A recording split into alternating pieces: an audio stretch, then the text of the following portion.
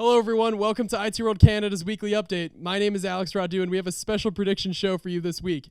Joining me are my fantastic co-hosts. Medea Youssef, Community Manager of IT World Canada. Eric Emmon Wood, Associate Editor of ITBusiness.ca.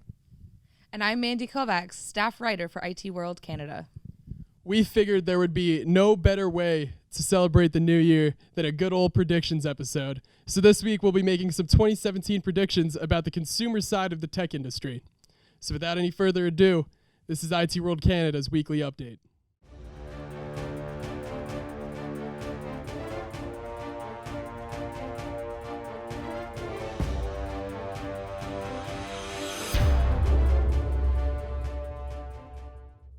I predict that 2017 will be a year of death of the Bezel. Now, perhaps you're like me 6 months or less ago and don't know what a Bezel is, even though seemingly every laptop and smartphone manufacturer absolutely loves emphasizing how their latest gadget's Bezel, the HP Z monitor with its virtually borderless, nearly Bezel-free display, or the Asus Zenfone 3's ultra-slim, contoured, diamond-cut Gorilla Glass 2.1 millimeter thin Bezel is the thinnest ever. Then there's the Samsung Galaxy 7 Edge, which has curved edges on the side and therefore no right or left bezel at all. But if you know what a bezel is, you might as well forget about it, because I think the bezel's days are numbered. This is the year the Chinese smartphone giant Xiaomi revealed the Mi Mix, a 6.4-inch device with a screen that has no edges on 3 of its sides.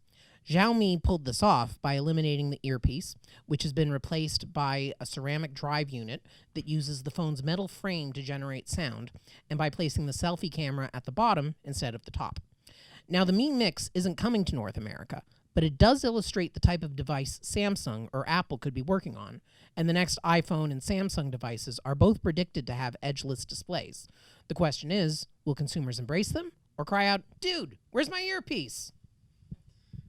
Thank you, Eric. Mandy? Thank you. I predict that we're going to see the Internet of Things expand further next year, and that if you think October's DDoS attack that crippled half the internet was bad, you ain't seen nothing yet. Consulting firm Forrester believes that we're going to see 2 new categories of smart home tech that will ultimately reach 10% of homes by the end of 2017. Virtual assistance appliances, think Amazon's Echo Alexa, and smart camera systems such as Canary or Withings Home. This proliferation of new devices means that many tech repair companies will step up their game when it comes to IoT training.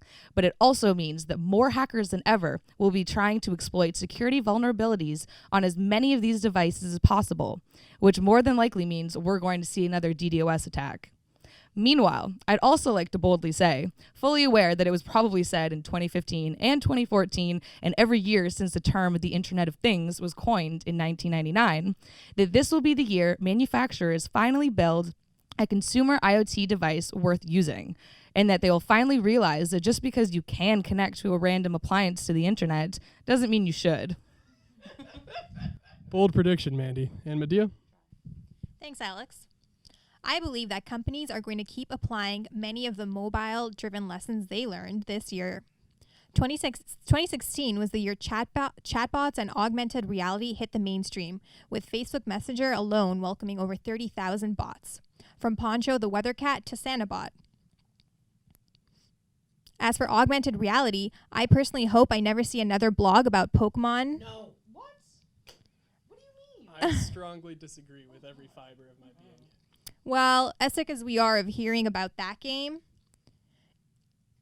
it made its developer over $300 million American dollars, and it wasn't Facebook that designed most of those 30,000 chatbots for its 1 billion Messenger users.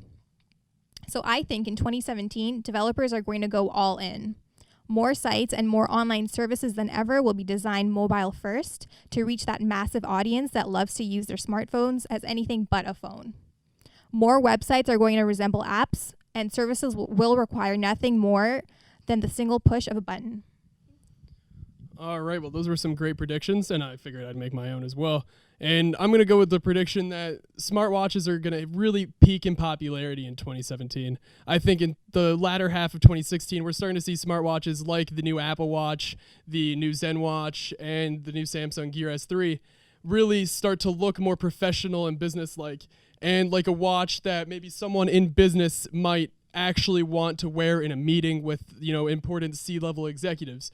And I think as more and more people become aware of those watches, and as more and more traditional watchwear brands like Michael Kors and others produce their own smartwatches, we're going to see that push really start to happen. And I'd like to thank my co-hosts once again for hosting this New Year's special with me. Though these are our consumer tech predictions for 2017. From all of us here at IT World Canada, thank you so much for watching these weekly updates. I personally really appreciate the small audience we're starting to get, and I can't wait to continue to make these in the future. So from all of us here at IT World Canada, Happy New Year. Happy New Year.